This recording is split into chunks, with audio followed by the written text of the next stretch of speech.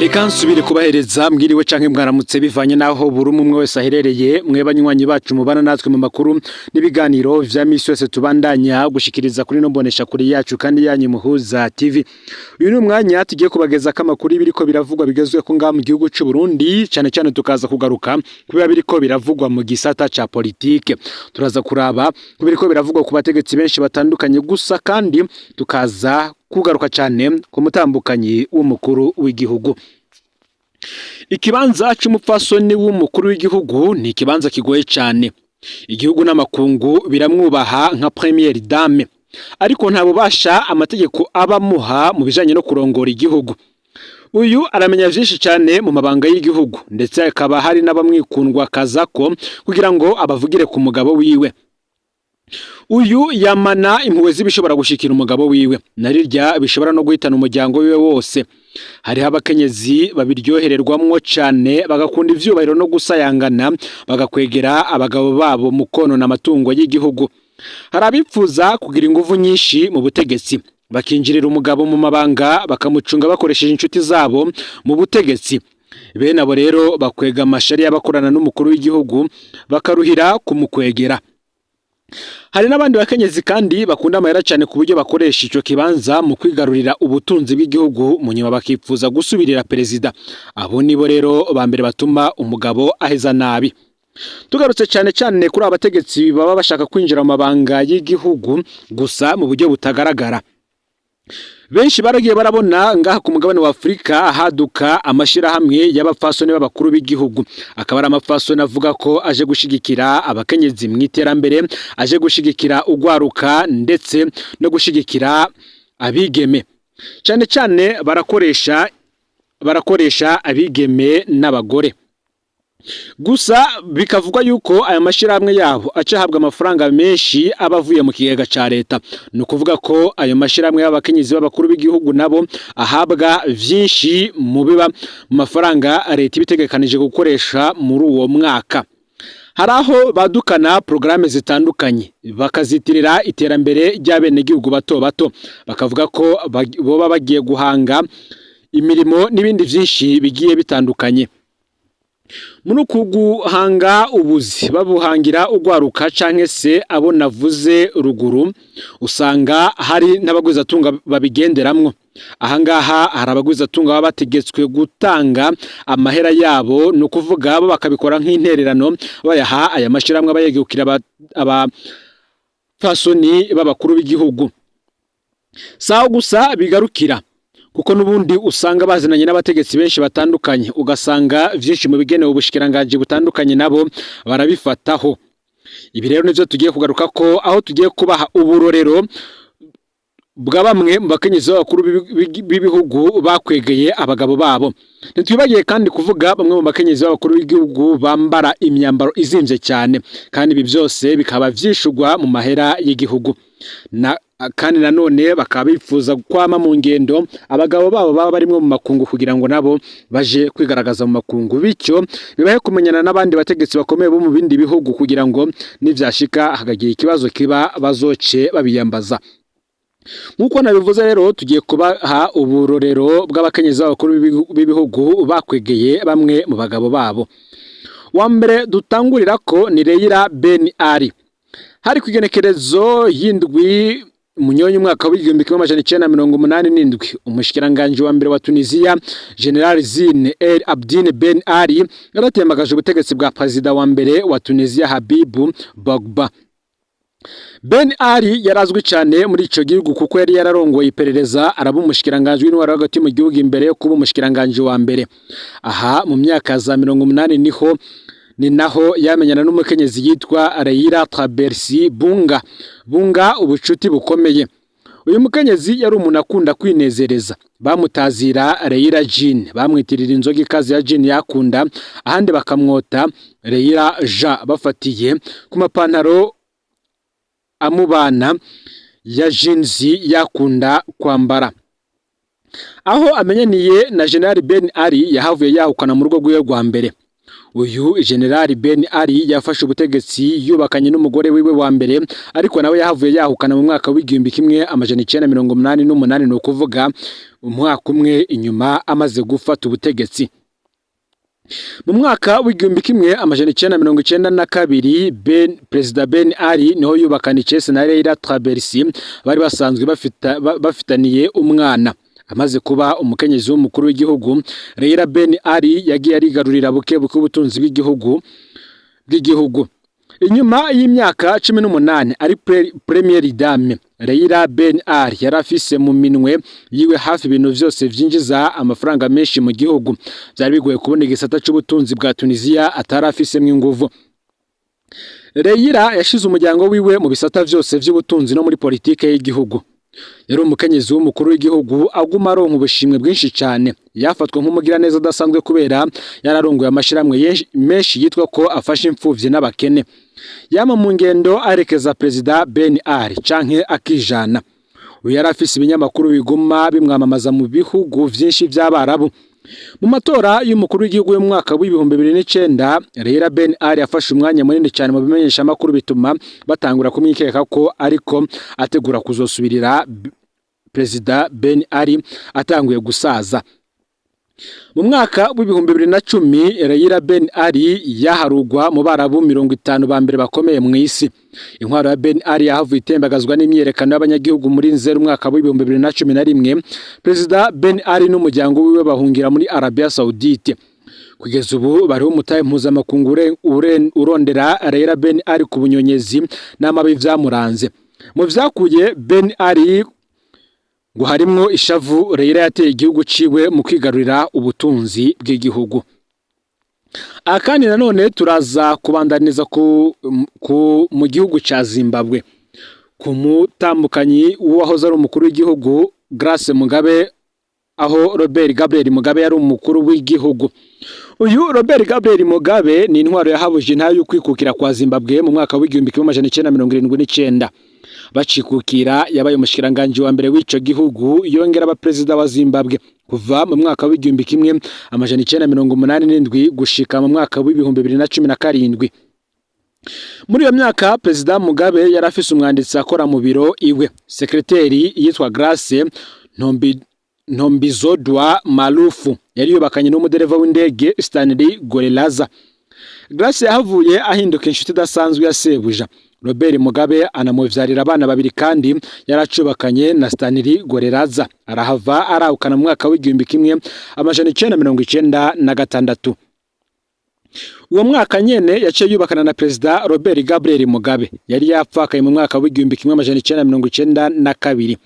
Aho Grace yarafise imyaka 31 mu gihe Robert Mugabe we yarafise imyaka 72. Amaze kuba umupfasoni w'umukuru w'igihugu, Grace Mugabe yamenyekanye nk'umuntu akunda ibintu bizimvye cyane. Yama mu ngendo mu mahanga kugura imyambaro, imigufu, ibidede n'amarori bizimvye cyane. Ingendo ziwe zatwara amamiliyoni y'amadolari mu gihe igihugu ciwe cyariko cinjira mu bukene butagira izina. Aho ni naho yakuye amazina y'amatazirano nka Grace Gucci. Iri Gucci akaba ari izina rya societe ikora imyambaro izimvye mu Butaliyano canke Fast Shopper, nk'umuguzi wa mbere mu kibanza ca Fast Lady. Uko gukunda ibisayangana, Grace Mugabe yabifatanije no gukunda amahera maze arigarurira ibisata vy'ubutunzi. Mu mwaka w'ibihumbi 2014 uyu Grace Mugabe yiyandikishije muri kaminuza ya Zimbabwe, maze mu mezi abiri gusa baca baramu impamyabushobozi ya doktora. Urupapuro rw'umutsindo ubundi rusaba imyaka myinshi y'amashure. Guhera mu mwaka w'ibihumbi 2014 Grace Mugabe yinjiye muri politike, arongora umuhari w'abakenyezi wabo bo muri Zimbabwe mu mugambwe ZANU-PF urongoye ico gihugu. Yirukanishije mu mabanga icegera c'umukuru w'igihugu Joyce Mujuru, yavuga ko ashaka gusubirira Mugabe amusubiriza Emerson Mnangagwa. Uko iminsi yahera niko Grace Mugabe yateye agira inguvu nyinshi mu butegetsi, ashinga ishami y'abamushigikiye gitwa Jeka Hunt, no kuvuga urunganwe rwabo babanwa mu myaka mu gihe abategetsi benshi abarabatama. Muri ico gihe nyene Emerson Mnangagwa nawe yashinze ishami ryiwe ryitwa Lacoste, maze baba barahanganye na Grace Mugabe kubijanye n'uzosubirira Robert Mugabe yariko arasaza. Mu mwaka w'ibihumbi 2017 urwanko rw'ayo mashami abiri ya ZANU-PF rwagezeho batangura gutukana ku mugaragaro, ari naho havuye irindi ritazirano rya Grace Mugabe bamwita Disgrace Mugabe kubera ibitutsi bidasanzwe vyava mu kanwa kiwe. Uwo mwaka nyene icegera c'umukuru w'igihugu Emerson Mnangagwa yamenyesheje ko yahawe ishano muri Munyonyo, naho acarakugwa mu mabanga bivuye kuri Grace Mugabe. Grace Mugabe yariteze kugenwa kubicegera c'umukuru w'igihugu, no kuvuga icegera c'umugabo wiwe Robert Mugabe. Muri Munyonyo umwaka w'ibihumbi 2017 Emerson Mnangagwa yarahungiye muri Afrika y'Epfo atinya kwicwa. Haciye iminsi mike cyane kwigenekerezo ya 17 Munyonyo umwaka w'ibihumbi 2017 igisirikare ca Zimbabwe kiba kiratembagaje ubutegetsi bwa President Robert Gabriel Mugabe yari amaze imyaka 37 ku butegetsi. Kwigenekerezo ya 19 Munyonyo uwo mwaka Grace Mugabe n'ishami ryiwe rya Jeka Hunt barirukanywe mu mugambwe ZANU-PF, mu gihe Emerson Mnangagwa we yashizwe mu kibanza c'umukuru w'igihugu. Nginyota y'ubutunzi n'ubutegetsi vya Grace Mugabe nivyo zakwegeye umugabo wiwe President Robert Mugabe aratembagazwa kandi yafatwa nk'intwari ya Zimbabwe. Tugaruke kuri Imelda Marcos. Mu mwaka w'igihumbi kimwe amajana 1953 umushinga amateka wo mu gihugu ca Philippines yitwa Ferdinand Marcos yubakanye n'inkumi yitwa Imelda Romualdez. Imelda yari yatowe nk'umwigeme wa mbere mwiza w'ico gihugu, no kuvuga Miss Philippines, yari maneke akaba n'umuririmbyi mu bubare. Imelda niwe yahavuye afasha umugabo kumenyekana mu gihugu cyose kugeza naho atorwa kuba umukuru w'igihugu ca Philippines mu mwaka w'igihumbi kimwe amajana 1965. Ferdinand Marcos yarasubiriye aratorwa mu mwaka w'igihumbi kimwe amajana 1969, mu nyuma acarafuta ibwirizwa shingiro y'ububasha bwo kuguma arongoye igihugu. Uyu Imelda Marcos yari umukenyezi akunda cyane amafaranga, imyambaro izimvye n'amabiju azimvye cyane, agakunda n'ubutegetsi. Kuba umupfasoni w'umukuru w'igihugu vyonyene ntivyari bimukwiye. Mu mwaka w'igihumbi kimwe amajana 1975 yaganywe kubabura amatari w'umugwa mukuru Manile, igiti kitari gisanzweho, maze arayirongora gushika intwari itembagajwe mu mwaka w'igihumbi kimwe amajana 1986. Kuva mu mwaka w'igihumbi kimwe amajana 1978 gushika mu mwaka w'igihumbi kimwe amajana 1984, iruhande yo kuba umupfasoni w'umukuru w'igihugu no kubabura amatari wa Manile, Imelda Marcos yagizwe umushinga amateka. Ayo mabanga yose yayafatanije no kuba umushikiranganje w'uburaro kuva mu mwaka w'igihumbi kimwe amajana 1978 gushika mu mwaka w'igihumbi kimwe amajana 1986. Nivyo ntivyamukwiye. Muri ico gihe nyene yaganywe kuba ambasaderi extraordinaire et plenipotentiaire ajejwe gukwiragiza ishusho nziza ya Philippines mu makungu, ivyamwaye kugendera ibihugu bitari bike mw'isi. Imelda Marcos yaritwa kandi umugira neza afasha abana b'abakene, gutyo yararongoye amashiramwe atari make bivuga ko yamufashije kwiba amamiliyari y'amadolari aja kuyanyegeza mu Busuwisi. Amatungo ya Imelda Marcos ntiyagira uko angana nk'uko bene umugabo batatinya gusesagura amatungo y'igihugu, kuko mu mwaka w'igihumbi kimwe amajana 1979 bene umugabo bakoresheje miliyoni 5 z'amadolari, no kuvuga arenga miliyari 10 z'amarundi mu ngendo bagize muri Amerika, mu Butaliyano na Denmark.